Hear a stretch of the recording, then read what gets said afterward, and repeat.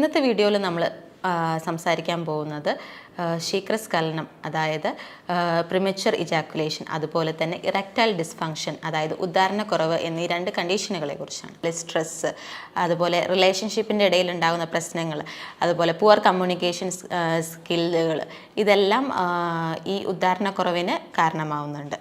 Called shower അല്ലെങ്കിൽ called girdle pack എടുക്കുക എന്നുള്ളത്. കോൾഡ് ഗേർഡിൽ പാക്ക് ഒരു 45 മിനിറ്റ് എടുക്കുകയോ അല്ലെങ്കിൽ കുറച്ച് നേരം കോൾഡ് ഷവർ എടുക്കുകയോ ചെയ്യുകയാണെങ്കിൽ ഇത് ലിംഗത്തിലേക്കുള്ള ബ്ലഡ് സർക്കുലേഷൻ കൂട്ടാനായിട്ട് വളരെയധികം ഹെൽപ്പ് ചെയ്യുന്ന ഒന്നാണ്. നമസ്കാരം, ഞാൻ doctor Athira, chief physician, Bhoomi natural cure and wellness, Koottanad. ഇന്നത്തെ വീഡിയോയിൽ നമ്മൾ സംസാരിക്കാൻ പോകുന്നത് ശീഘ്രസ്ഖലനം, അതായത് പ്രിമച്വർ ഇജാക്കുലേഷൻ, അതുപോലെ തന്നെ ഇറക്ടൈൽ ഡിസ്ഫങ്ഷൻ, അതായത് ഉദ്ധാരണക്കുറവ് എന്നീ രണ്ട് കണ്ടീഷനുകളെ കുറിച്ചാണ്.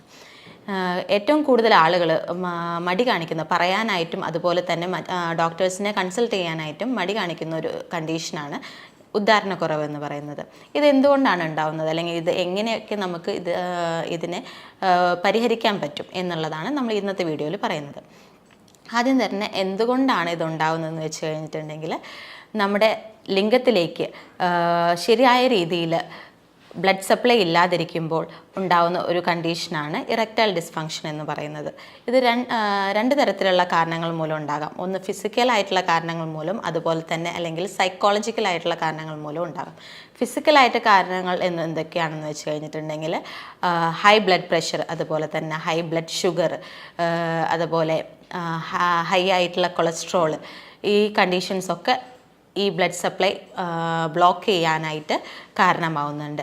അതുപോലെ തന്നെ പിന്നെ മറ്റ് കണ്ടീഷനുകൾ എന്ന് പറയുന്നത്, എന്തെങ്കിലും ഇഞ്ചുറീസ് ഉണ്ടായിട്ടുണ്ടെങ്കിൽ, പെൽവിക് ഏരിയയിലോ അല്ലെങ്കിൽ സ്പൈനൽ റീജിയനിലോ എന്തെങ്കിലും ഇഞ്ചുറീസ് ഉണ്ടായിട്ടുണ്ടെങ്കിൽ അതും ഈ പറഞ്ഞ ഇറക്ടൈൽ ഡിസ്ഫങ്ഷന് കാരണമാകുന്നുണ്ട്. ഇനി മറ്റ് ചില കാരണങ്ങളെന്ന് പറയുന്നത്, എന്തെങ്കിലും മെഡിക്കേഷൻസ് കഴിക്കുന്നവരാണെന്നുണ്ടെങ്കിൽ, ഈ ആൻറ്റി ഹിസ്റ്റമിൻസ്, ആൻറ്റി ഡിപ്രസൻസ് തുടങ്ങിയ മെഡിക്കേഷൻസ് കഴിക്കുന്നതും ഇത്തരത്തിലുള്ള ഉദ്ധാരണക്കുറവിന് കാരണമാകുന്നു. ഇതുപോലെ തന്നെ ഒബേസിറ്റി ഉള്ള ആൾക്കാരിലും ഉദ്ധാരണക്കുറവ് പൊതുവെ കണ്ടുവരുന്നുണ്ട്.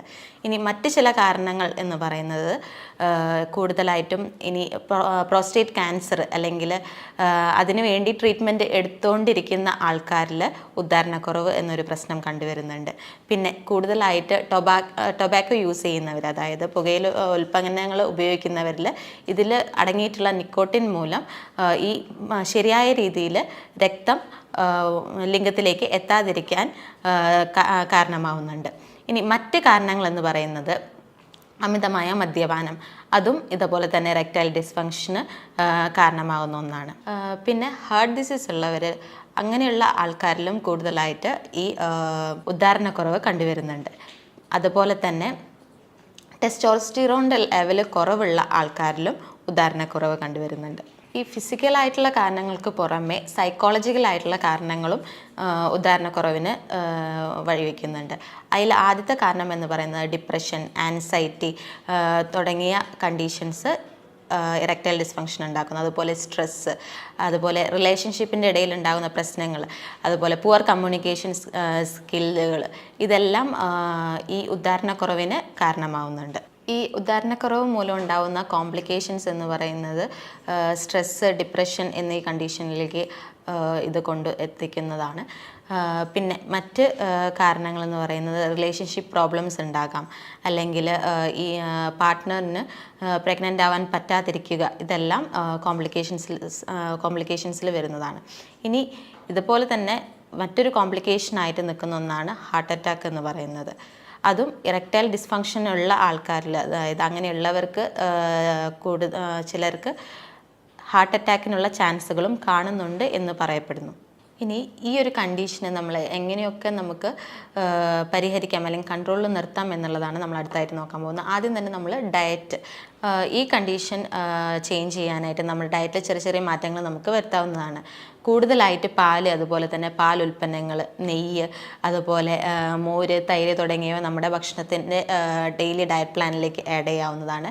അതുപോലെ തന്നെ ഒമേഗ 3 റിച്ച് ഫുഡായിട്ടുള്ള ചെറിയ മത്സ്യങ്ങൾ നമുക്ക് ഈ ഡയറ്റ് പ്ലാനിലേക്ക് ആഡ് ചെയ്യാം. അതുപോലെ നട്ട്സ്, സീഡ്സ് കൂടുതലായിട്ട് കഴിക്കാനായിട്ട് ശ്രദ്ധിക്കുക.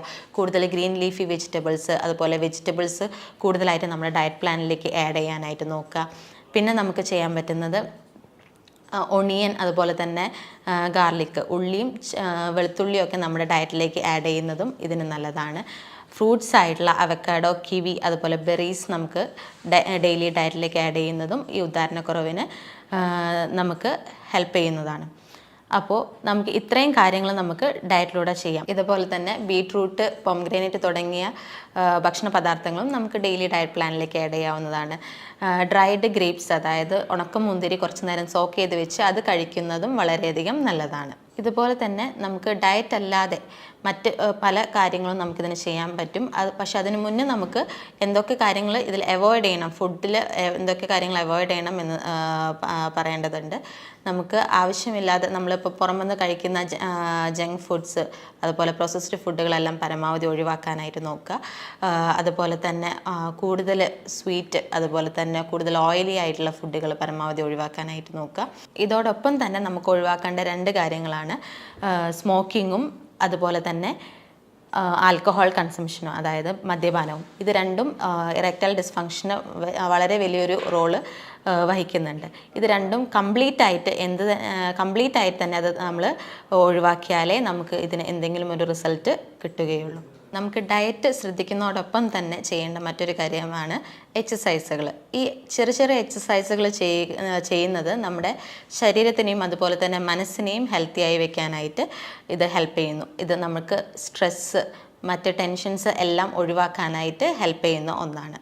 ഡയറ്റും അതുപോലെ തന്നെ എക്സസൈസിനും പുറമെ നമുക്ക് ചെയ്യാൻ പറ്റുന്ന മറ്റ് കാര്യമാണ് കോൾഡ് ഷവർ അല്ലെങ്കിൽ കോൾഡ് ഗേർഡിൽ പാക്ക് എടുക്കുക എന്നുള്ളത്. കോൾഡ് ഗേർഡിൽ പാക്ക് ഒരു 45 മിനിറ്റ് എടുക്കുകയോ അല്ലെങ്കിൽ കുറച്ച് നേരം കോൾഡ് ഷവർ എടുക്കുകയോ ചെയ്യുകയാണെങ്കിൽ ഇത് ലിംഗത്തിലേക്കുള്ള ബ്ലഡ് സർക്കുലേഷൻ കൂട്ടാനായിട്ട് വളരെയധികം ഹെൽപ്പ് ചെയ്യുന്ന ഒന്നാണ്. ഇനി ഇത്തരത്തിലുള്ള എന്തെങ്കിലും സിംറ്റംസോ പ്രശ്നങ്ങളോ ആരെങ്കിലും നേരിടുന്നുണ്ടെങ്കിൽ ഒരു മടിയും കൂടാതെ ഉടനെ തന്നെ അടുത്തുള്ള ഒരു എക്സ്പീരിയൻസ്ഡ് ഫിസിഷ്യനെ പോയി കാണുക. ഉടനെ തന്നെ അതിനുള്ള പ്രതിവിധികൾ സ്റ്റാർട്ട് ചെയ്യുകയാണ് വേണ്ടത്. ഈ പറഞ്ഞ കാര്യങ്ങളിൽ എന്തെങ്കിലും സംശയങ്ങളുണ്ടെങ്കിൽ താഴെ പറഞ്ഞിരിക്കുന്ന നമ്പറിൽ കോൺടാക്റ്റ് ചെയ്യുക. ഇനിയൊരു നല്ലൊരു വീഡിയോ കാണുന്നത് വരെ നന്ദി, നമസ്കാരം.